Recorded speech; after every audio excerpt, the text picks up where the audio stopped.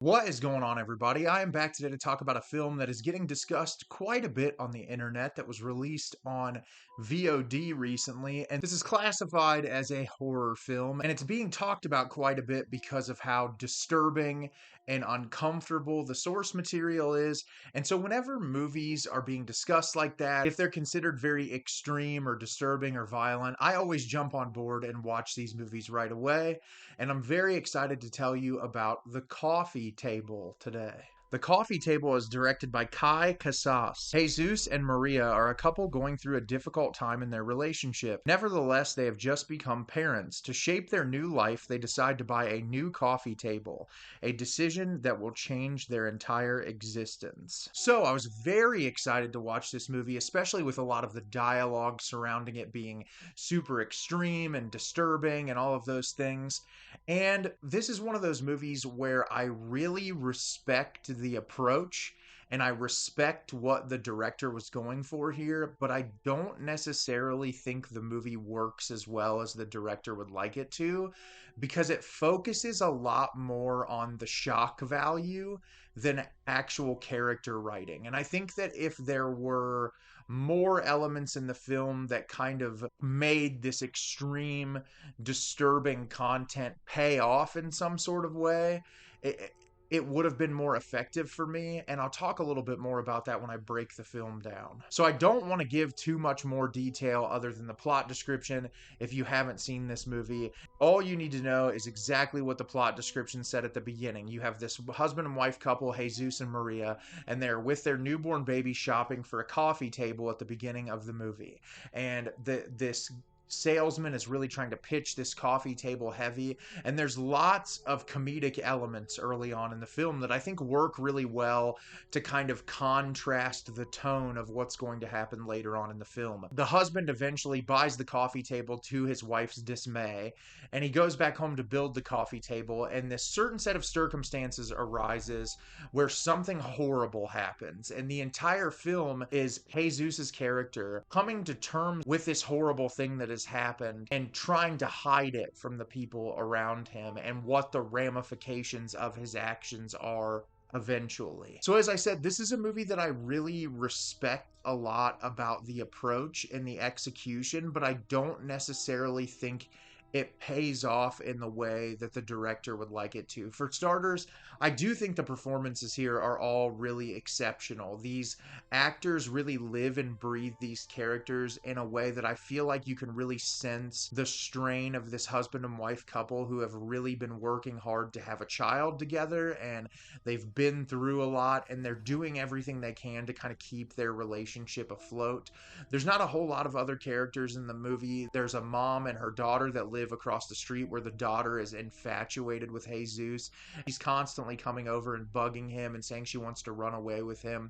And then you have Jesus's brother and his soon-to-be sister-in-law. And so there's not a ton of characters, but I do think that each one plays a role in the movie that adds to the overall story that I was impressed with. I really appreciated the cinematography and the visual style in this film as well. It's a very dark movie. It's very darkly color graded, but I think that complements the tone of the movie. It is a very somber film that does have a lot of comedic elements introduced. And it takes a lot for a director to say, hey, I'm going to make this movie that has something very heavy and disturbing happen, but also try to keep it light in moments and keep it comedic. And it's a very difficult balance to be able to accomplish. And I do think there are moments that work really well with that tone. But I think, as I said at the beginning of the review, overall, the film doesn't necessarily work in a way that I feel like it has a satisfying payoff. Like, a lot of this movie is about parenthood and about like the struggles to become a parent and the issues that arise when you're a parent. And I think the movie could have said something really impactful and really powerful, and instead it really just kind of comes across as like parenting can be really hard, or parenting can be very dangerous, or parenting can be this, that, and the other. And I wanted there to be so much more, especially with how inconsistent the pacing is in this movie. There are so many moments where I feel like there's mundane sequences of conversation don't elevate the anxiety or the tension, because you have this inciting incident, this horrible thing that happens in the first 15-20 minutes of the movie, and the remaining hour is the ramifications of that action and this lead character trying to figure out how to approach the situation. And it's a really interesting idea, but I think you have to streamline some of it or make some of those more tense filled moments really anxiety inducing. There's a sequence of scenes after the initial incident with our lead character that really just kind of hang with him. And I think initially it kind of shows the shock of the situation and does a really nice job of painting the picture of like this person just being completely and totally dumbfounded by what just happened. But it almost lingers a bit too long, where I think the director's like, okay, this is really sitting with you, and that way you as an audience member have to really live with it.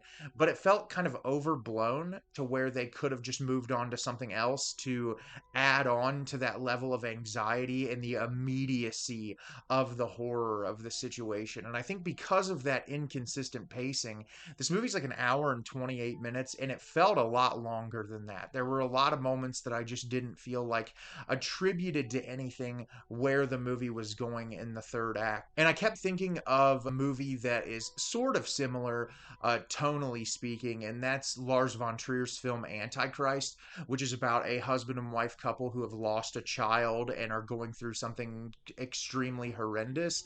And they go on a vacation into this cabin in the woods to try to see if they can reinvigorate their marriage or move onward. And the films aren't exactly the same, but I think when you compare movies like that, you look at Antichrist and it's like you have these two characters who we don't necessarily get a ton of insight into their backstories, which is very similar here. We don't really know a whole lot about the characters' backstories other than little bits of information that are implied. But in that movie, it's speaking volumes to tragedy between a husband and wife couple and overcoming that tragedy, and like the struggles that are in the way, and the overblown violence in that movie is a commentary on relationships and how damaging when something else happens, even seemingly like a horrible accident, that it can get in the way of ever moving forward. And there's so much beautiful symbolism in that movie, and really like it's speaking volumes to something larger, to where I feel like this movie is so much more focused on the shock value element that it doesn't really take the time to kind of say anything larger.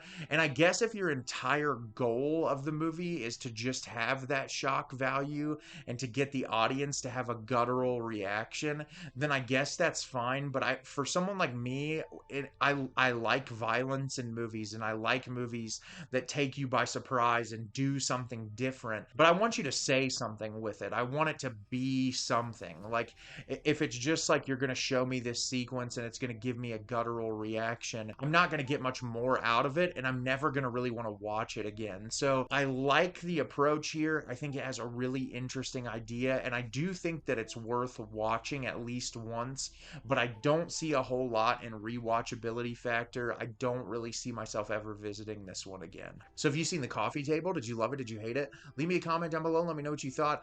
I thought this movie had a really interesting concept. I think there's a lot of great execution in it, but overall the movie doesn't work for me 100%. As always, if you can like the video and subscribe to the channel, helps me out a lot and lets me know the type of content you're looking for. I'm always putting out new material and look forward to getting more out for you in the near future. And as always, everyone, thank you so much for watching and have a great rest of your day.